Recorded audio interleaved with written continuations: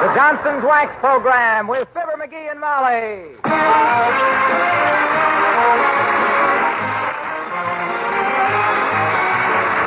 The makers of Johnson's Wax products for home and industry present Fibber McGee and Molly with Bill Thompson, Gail Gordon, Arthur Q. Bryan, and me, Harlow Wilcox. The script is by Don Quinn and Phil Leslie.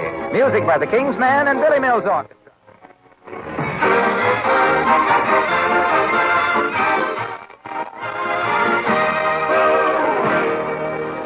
Not long ago, I described a floor that had been polished with Johnson's self-polishing glow coat as having a happy shine.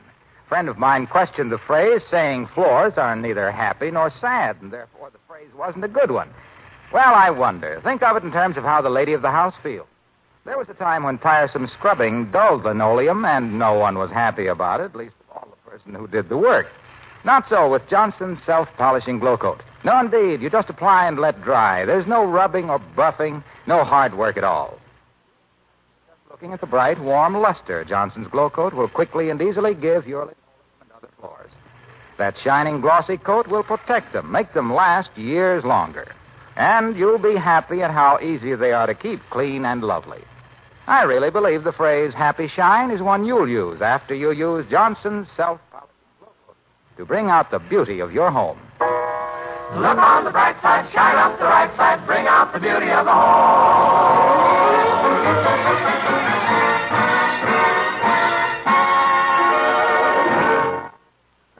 Did you ever duck down a side street because you saw a fellow approaching whose name you couldn't remember? When you got home, you realized it was your brother? Well, a friend of ours is in something of the same predicament. He got up this morning knowing there was something he had to do, and he can't recall what it was. Maybe he'll remember as we listen to Fibber McGee and Molly.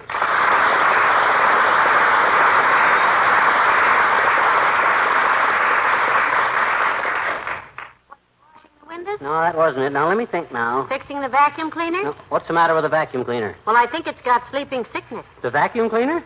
It's always taking a little nap off the rug. Oh. What'd you do the last time you fixed it? Are you sure you didn't have the vacuum cleaner and the lawnmower apart at the same time? No, I might have adjusted it a little low, maybe.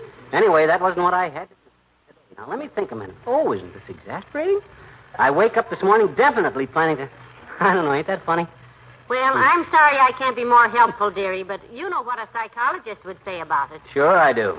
He'd ask me, do I like ketchup on fried eggs? And I'd say yes. And he'd say, aha, a frustrated childhood and secretly in love with outboard motors.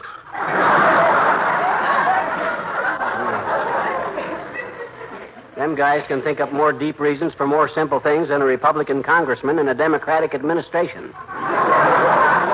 Well, in this case, a psychologist would say that you were forgetting because you didn't want to remember. Probably an unpleasant task that you are subconsciously trying to avoid. I never avoided an unpleasant job in my whole life. You never did? I never did. If it's an unpleasant job, I never think of doing it in the first place. No, sir. Whatever it was I planned on doing is something that... Come in. Oh, hello, Dr. Gamble. The top of the morning to you, McCushla, and the ragged remnant of the day to you, you little scut. And bad cess to you, you vaudeville Hibernian. Why aren't you in the hospital this morning with one hand on somebody's pulse and the other on their wallet? I had performed 3 operations this morning before you got that odd-shaped cranium of yours off the pillow, Balderdash. I just stopped in to ask a small favor. Why, certainly, Doctor. Anything at all. I'd like to leave my car in your driveway for a while. The garage man will pick it up. Oh, of course, Doctor. Just leave your keys on the table there. Something wrong with it, is there? Oh, nothing in particular. Motor just needs a little tuning up. Motor needs tuning and you call a garage man just for that? Who would you call, dearie? A paper hanger? My gosh, all the car needs is probably the car bond taken out and the plugs cleaned. You could do that yourself, that's all. I could, rum-dum, but I have a little working agreement with the garage people. Oh. I don't tinker with automobiles, and they don't take out tonsils. Well, believe me, I ain't the type guy that shells out his hard-earned Mazuma to them brake bandits. I'm strictly the type guy that when his car needs fixing, I fix it himself. That's the spirit, McGee. You betcha. That's the spirit that will get your broken crankshaft 80 miles from home in a rainstorm. I might add, my dear, that he is also the type lad who acts as his own physician. Is that so? And wonders why he winds up in a white nightie that ties in the back if you can reach the strings, and they tell me it's possible if you're double-jointed. Well, you don't hear me screaming for a fat friend with a little brown bag full of sassafras every time I get sick. I just happen to be a guy that pain don't bother. That's perfectly true, Doctor. You betcha. Yeah, you'd be surprised how much pain he can stand. Unless it's his own, of course. Well, he should have a lot of intestinal fortitude. He's equipped for it, architecturally. Look who's talking. Remember when you took my appendix out, strychnine boy? I didn't complain, did I? No, sir. I steeled myself against the pain. I didn't suffer a bit. Yes, the whole staff was talking about it. Were they really, Doctor, about his not suffering? Yes, they said he was probably the most insufferable patient they'd ever had. My gosh, did they really? Mm-hmm. You sure they weren't just saying that because they admired me?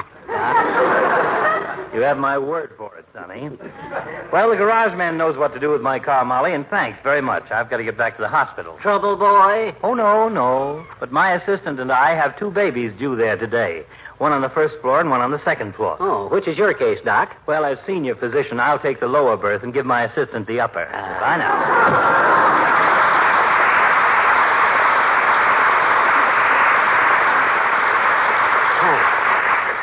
Well, have you remembered what it was you wanted to do, McGee? No, and it don't matter anyway. I'm going to do something else now. I'm going to save old Doc a garage bill. I'll tune his motor up myself. Oh, no. Yeah. No, McGee, you mustn't. Sure. Heavenly days. Oh, no. Now, don't you worry, kiddo. I'll have that motor purring like a revenue collector over Louis B. Mayer's tax return. But, Jerry, the doctor's car is so... you can't Just wait till I gather up a handful of tools, Snooky. Oh, dear. Oh, boy, do I love to monkey with other people's cars. Let's see, where'd I put all them tools I borrowed from Foggy Williams? Well, I'm sure I don't know, and if I were you, I would... Oh, I know. I put them right here in the hall closet. No, McGee, please, now don't open that because...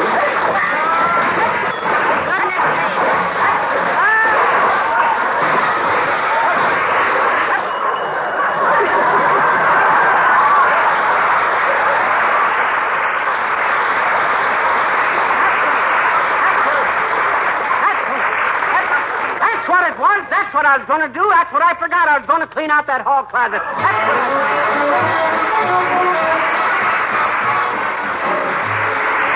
Billy Mills in the orchestra, and hooray for love.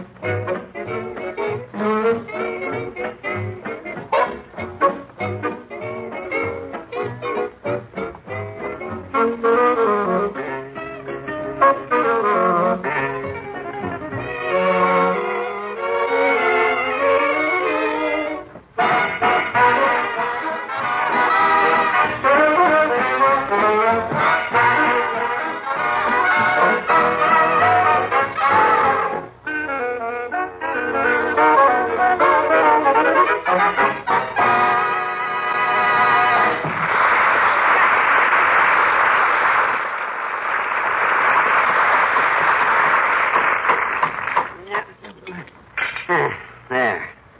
Finally got that thing loose. Whatever it is. How about these 8 dirty little things here, dearie?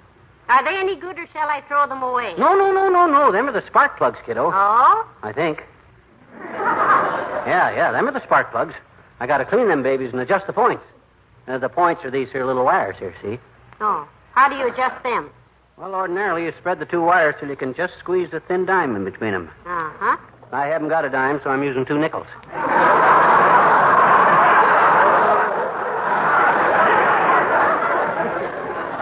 You know, 10 pennies would give you a nice wide gap, too. Yeah, it's pretty hard work, kiddo. I better take a little rest before I start tuning her up and putting her back together. Well, I hope Dr. Gamble appreciates what you're doing. Yeah, oh, me. Here comes Mr. Williams, McGee, the weatherman. Oh, well, you entertain him, kiddo. I'm going to lie down here on the grass and take a rest. I'm tired. Well, all right. Hello, Mr. Williams. Hello, Mrs. McGee. Where's that husband of yours? Well, that's him lying on the grass there, Mr. Williams, between the brake drum and the motor block. The one with the most grease on it is McGee. Yeah, I'm a little busy here now, Foggy, so if there's anything you want to see me about, drop over later, will you? Oh, you're busy, are you? Yeah, I'm busy. Well, I won't disturb you at all, McGee. Okay. Not at all.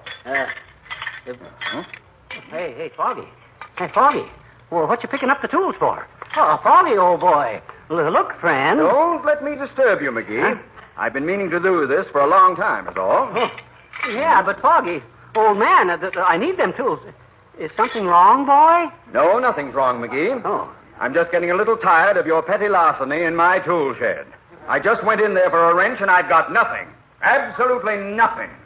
Yeah, but Mr. Williams... Foggy, Quiet, McGee. I've taken about all I'm going to from you, and you've taken about all I'm going to let you take from me. Look at these tools. Well, they're your... Every one of them is mine. Well, sure. My Christmas socket wrenches. My birthday hammer and chisel. My anniversary pliers. All bent and dull and greasy. Yeah, but look, kiddo, Where's my $12 jack? Huh? Aha! Holding up the car. Well, I'll soon kick that out from under there. No. Oh! Oh! Jack it up again, quickly. The wheel's on my foot.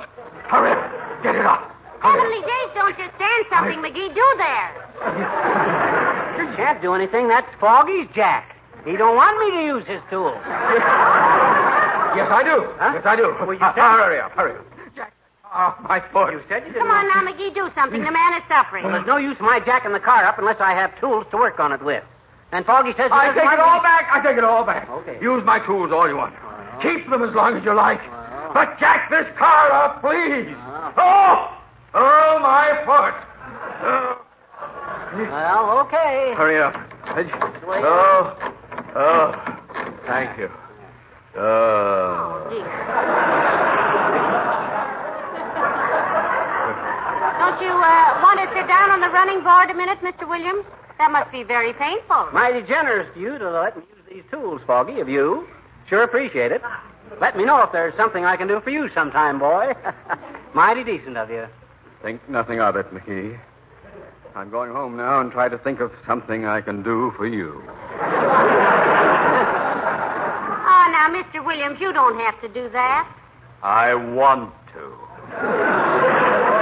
Well, gee, thanks, Foggy. Don't speak of it. Ever. Oh. Good day. Probably.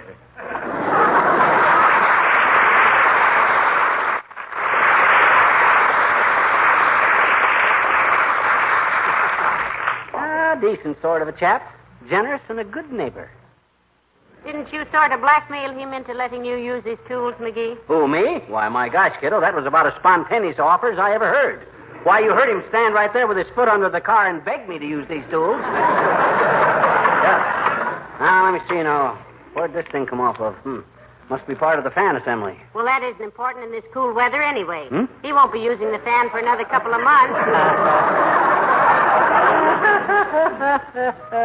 I guess you don't understand much about motors, Snooky. The fan ain't just for hot weather. Its main purpose is to draw insects into the radiator. Butterflies, grasshoppers, June bugs, and all stuff like that there. Why, Oh, hi, Junior. Hello, Mr. Wilcox. Pull up a running board and sit down. McGee is fixing Dr. Gamble's car. Yeah. This Doc's car? What happened to it? Caught between two street cars or something? No, Junior, I'm just giving it a going over and saving old Doc a big garage bill, that's all. I'll do the same for any of my friends. No, not for me, you won't, pal. Hmm? When the inside of my car's haywire, I send for a mechanic. When the outside needs attention, I handle it myself. Oh, Mr. Wilcox. For once, I guess that's a safe question, Molly. Unless he's got his car covered with linoleum. No. No, I use Johnson's Carnu. Johnson's wax fortified Carnu. Oh, my gosh, Carnu. I'd almost forgot about Carnu. Well, you must be kidding, pal, because no car owner who's ever tried it ever forgets it. Look, why don't you use some Carnu on Doc's car here and give it back to him with a showroom shine That's on a very good idea, McGee. I've done it to our car lots of times. Why, sure, it's a very simple job. You just apply Johnson's Carnu, let it dry to a white powder, wipe it off to get a glossy production-like polish that makes your car feel so proud it'll jump over puddles. Will it take dents out of the fender, Omaha? Like this one here where Foggy's monkey wrench slipped out of my hand? Will take that stuff out of there? Well, frankly, pal, I've never tried Carnu for dents, but I think I can safely say, without fear of contradiction, no. That seems a fairly conservative statement. But who cares about dents in the fenders? Lots of people have those. Yeah. But do lots of people have cars that shine like the day they bought them? Well, They do if they use Johnson's Wax Fortified Carnu, spelled C-A-R-N-U. Because in just one application, Carnu removes all the grime and dirt and road film from your car and gives you that happy owner look. And look, and another thing. Well, Look, Waxy. yes, pal. You like to leave on a laugh, don't you? Doesn't everybody? Okay. Thank you, pal. So long, Molly.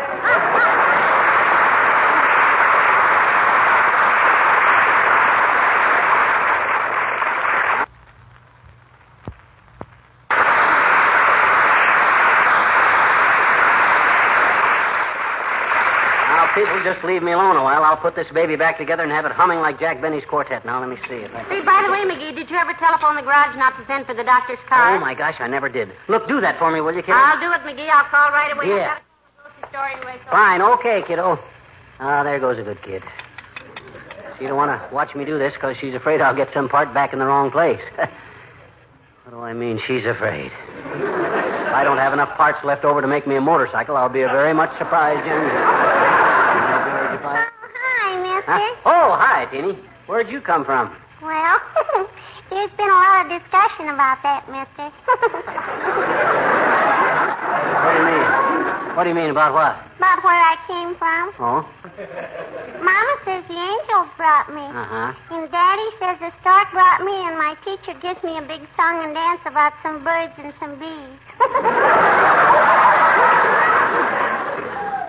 I guess I'm just a woman of mystery, mister. You are, eh? Yes, I get... I says you are, eh? What? What you just said. When? Just now. What did I say? You said you thought you must be just a woman of mystery, mister. I know it. Hey, what you doing with Dr. Gamble's car, mister? What you doing with it? Making a hot rod out of it, are you? No. Just tuning it up a little, that's all, Teeny. Oh? What's that thing you're putting on there, mister? And what's that? Oh, this? Mhm. This is the distributor, Teeny. Oh. Huh? It is not, I That's bet the you. That distributor. thing can't be the distributor. Why can't it? Because my Uncle Harold is the distributor for those cars, and he wears glasses. Now, this is a different kind of a distributor, sis. Doesn't your daddy tinker with his car now and then? Oh, no. He doesn't, eh? No. He hasn't got time now, mister. He's too busy. Oh? He's chairman of the Democratic Party in this state, he is. Yeah, oh, well, Sure. I see what you mean. What does he say about the prospects? He says he doesn't know why they call it a party. He says a party is where everybody sings and dances and plays pin the tail on the donkey. And it isn't like that this year? No. He says now everybody just stands around and tries to pin everything on the donkey.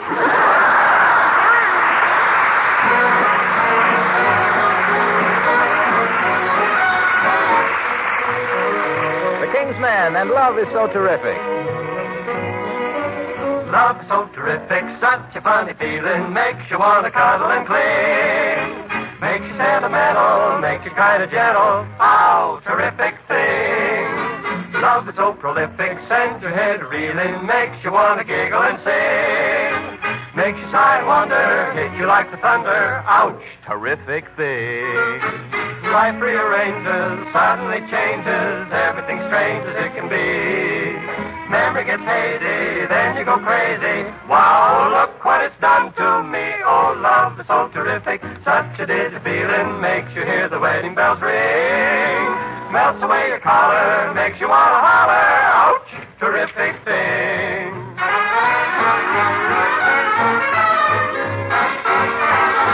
I never knew that love was so terrific. Such a funny feeling makes the winter turn into spring. In the spring, it starts your heart a thundering, get your mind a wondering how terrific things. Love is so prolific, sends your head a reeling, makes your daily troubles take wing.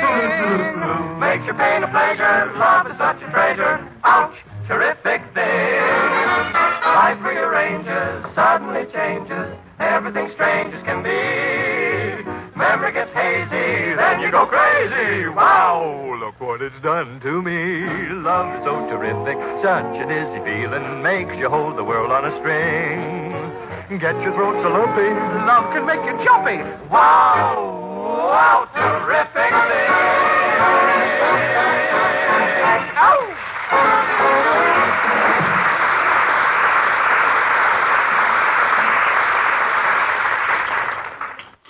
Got it. This thing must fit on here someplace. Oh, that ain't it. Maybe it's... Nope. Oh, I had a little beaver that I tied up with a cord. But I let him go because I hate to see a beaver bored. Monkey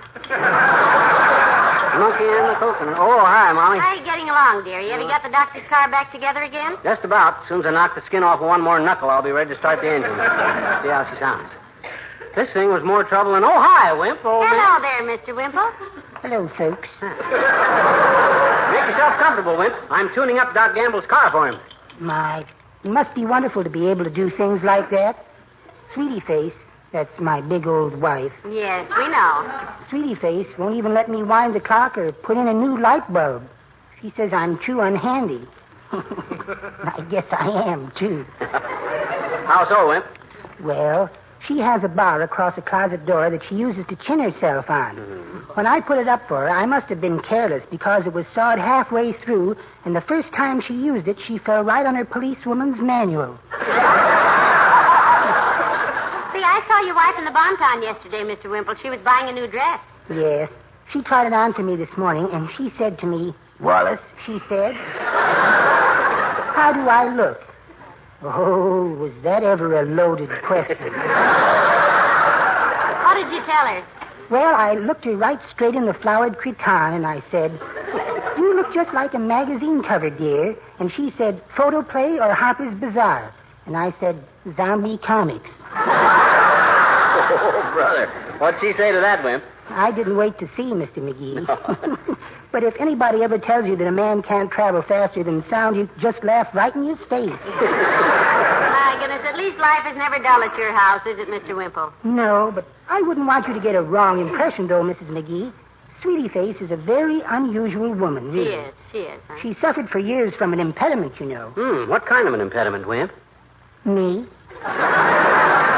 But we do have our romantic moments now and then, Mr. McGee. Yeah? Just last night, for instance, we were out for a stroll, and the moon was just beautiful.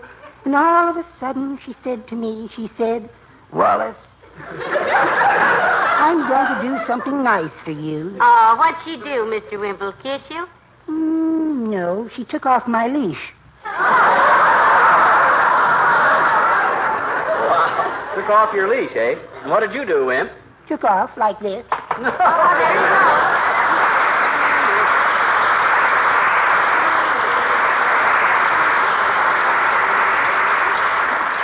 Well, just about got it, kiddo. Boy, was this ever a job. Whew. Start gathering up Foggy's tools, will you? Yes, I certainly hope it runs, dearie. Don't worry, Tootsie. With all the work I put into this baby, it's got to run. And besides, I took plenty of cars apart in my day. Well, way back when I was a reporter for the Peoria Daily News on the zoo beat, I used to... Why, McGee, you never told me you were a newspaper reporter. I never told you about covering the news from the zoo for the Daily News? You never did. Oh, imagine me overlooking that. Well, sir, they had a brand new zoo there in those days, and I used to run a column called Who's Who at the New Zoo because I knew the zoo news inside out. I remember they had two old news at the zoo, a he knew and a she knew. And those old news made the news one day with the news that the she knew had two new news, little, see? Yeah? Well, sir, I knew the news about the zoo's little news at the same time the she knew it, and even before the he knew that he was the new news father. And the other papers had no news about the two new news at all. So I broke the news with the zoo's two news, and the old news knew the new news were news, and the news of the news with their news was news.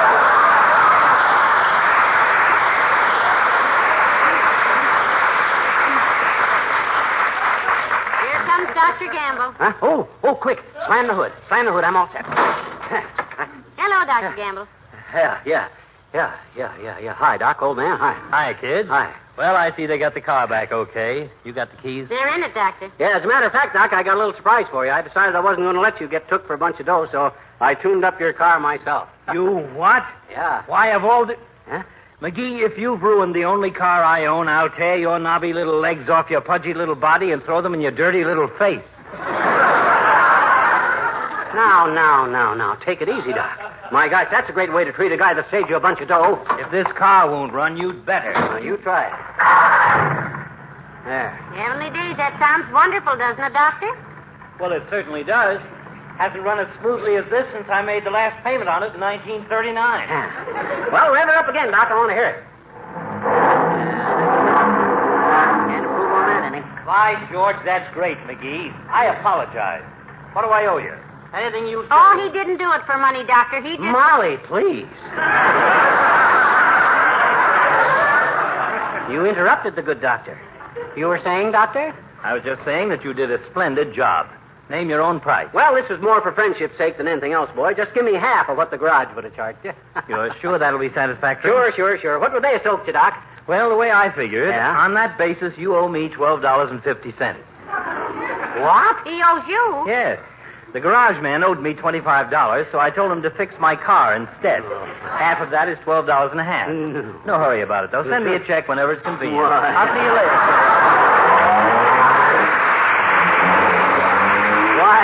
Why, I'll be a... You always were, dearie, and I rather like you that way. Now, come on in and get degrees. Oh, If you've been scrubbing your wood floors with brush and water, you've been harming them. Yes, actually, making them less beautiful than they should be. On the other hand, if you've been using Johnson's liquid cleaning and polishing wax, your floors are just as clean and handsome as they can be. Johnson's liquid wax makes scrubbing unnecessary. It's a combination of effective dry cleaning ingredients and genuine wax. Johnson's liquid wax cleans and waxes your floors at the same time, and it's so simple to use. You pour a little on the floor, rub it a bit to loosen dirt and grime, wipe up, and then buff lightly. Your floors are sparkling clean and shining with a rich, warm luster. No more fooling around with water that soaks the wood and raises the grain. No more back-breaking scrubbing. Johnson's liquid cleaning and polishing wax is the modern method of cleaning and polishing floors. There's no better way to bring out the beauty of your home. Look on the bright side, shine up the right side, bring out the beauty of the home.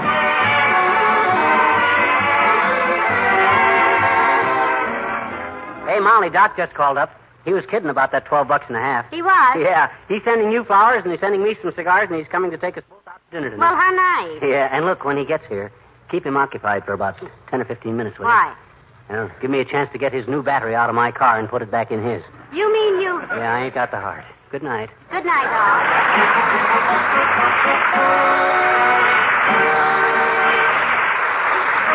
The makers of Johnson's Wax Product, Racine, Wisconsin, bring you Fibber McGee and Molly each week at this time. Be with us again next Tuesday night, won't you? Good night. This is NBC, the National Broadcasting Company.